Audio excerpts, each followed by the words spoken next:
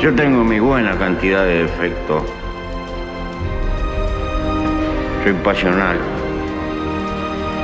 Pero en mi jardín hace décadas que no cultivo el odio. Porque aprendí una dura lección que me puso la vida, que el odio termina estupidizando, porque nos hace perder objetividad frente a las cosas. José Mujica murió y dejó instrucciones para que lo enterraran junto a su perra Manuela, pero sin permitir homenajes de Estado, ni velorios públicos, ni siquiera flores oficiales. ¿Por qué este gesto final causó más escándalo en los pasillos políticos que su época como guerrillero? Lo que ocurrió en las últimas horas del presidente más pobre del mundo es mucho más polémico de lo que muchos imaginan, incluso dentro de su propio partido. Y es que cuando Uruguay recibió la noticia de su fallecimiento este martes 7 de mayo, a los 89 años, no fue solo el fin de una era, fue el inicio de una tormenta silenciosa. Mujica no solo se fue del mundo como vivió, a su manera, sino que dejó instrucciones tan estrictas que ni el propio gobierno sabía cómo reaccionar. Ni capilla ardiente, ni banderas a media asta, ni monumentos. Nada de eso. Su única voluntad fue clara, directa y desconcertante: que sus cenizas sean esparcidas o enterradas, junto a la tumba de su adorada perra coja, Manuela. Y sí, eso fue lo que dijo.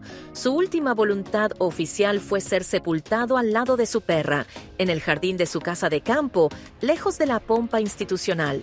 Excentricidad, mensaje político o una venganza silenciosa contra la clase política que, en secreto, lo detestaba tanto como lo admiraba. Lo que muchos no dicen es que en los últimos años Mujica se fue distanciando no solo de la política, sino de sus antiguos aliados. Dentro del Frente Amplio, su partido, no todos celebraban sus decisiones radicales. Muchos veían con incomodidad cómo, mientras otros exmandatarios se jubilaban con ceremonias, Mujica seguía dando entrevistas en chancletas desde su jardín, lanzando dardos contra todos. Pero el verdadero fuego cruzado estalló en privado cuando, en enero, se hizo público su diagnóstico de cáncer de esófago con metástasis en el hígado. Según fuentes cercanas a su entorno, sí, esas que ahora nadie quiere citar públicamente, mesa. Hubo presión para que aceptara tratamiento, incluso experimental, pero él se negó con la misma terquedad con la que enfrentó a los militares que lo encarcelaron durante más de una década. «Estoy al horno, me estoy muriendo», dijo sin rodeos en una entrevista, dejando helados a sus seguidores. Lo que siguió después fue aún más desconcertante. Mujica rechazó cualquier tipo de atención médica invasiva. No quiso morfina, ni hospitales, ni salas BI.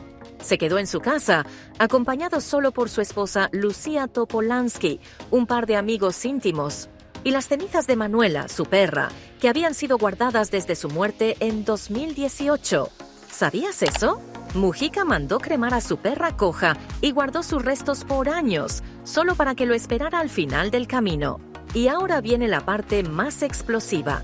Cuando el presidente actual, Yamandu Orsi, intentó organizar un homenaje nacional en su honor, como corresponde a una figura de su tamaño, desde la familia de Mujica se filtró un mensaje tajante: no lo permitan, Mujica no lo habría querido.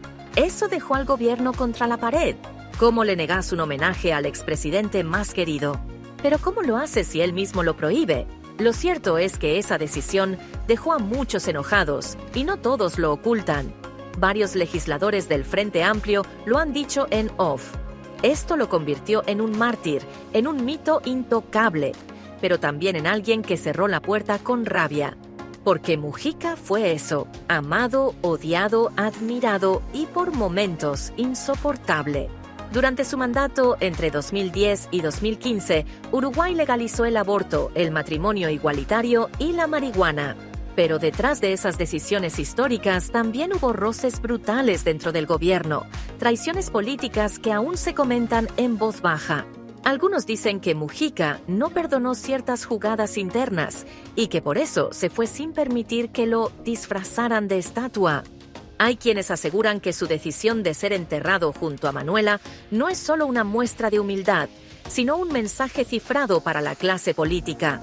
Ustedes se arrodillan ante el poder. Yo muero en patas, en mi jardín, sin corbata y con mi perra. En su funeral, que fue discreto, sin público y sin cámaras, no se vio a varias figuras históricas del Frente Amplio. Algunos dicen que fue por respeto, otros porque simplemente no los invitaron. Y en un país tan chico como Uruguay, eso se nota. Y por si faltara atención, mientras el pueblo lloraba su muerte, comenzaron a circular videos viejos de Mujica criticando duramente a figuras políticas actuales. Fragmentos donde los llamaba tibios, cómodos o funcionarios sin alma. ¿Casualidad? ¿O alguien decidió revivir esos videos justo ahora para encender la polémica? Lo cierto es que Mujica no era un santo, y él mismo lo decía. Soy un viejo terco, contradictorio y lleno de errores, pero al menos no me vendí.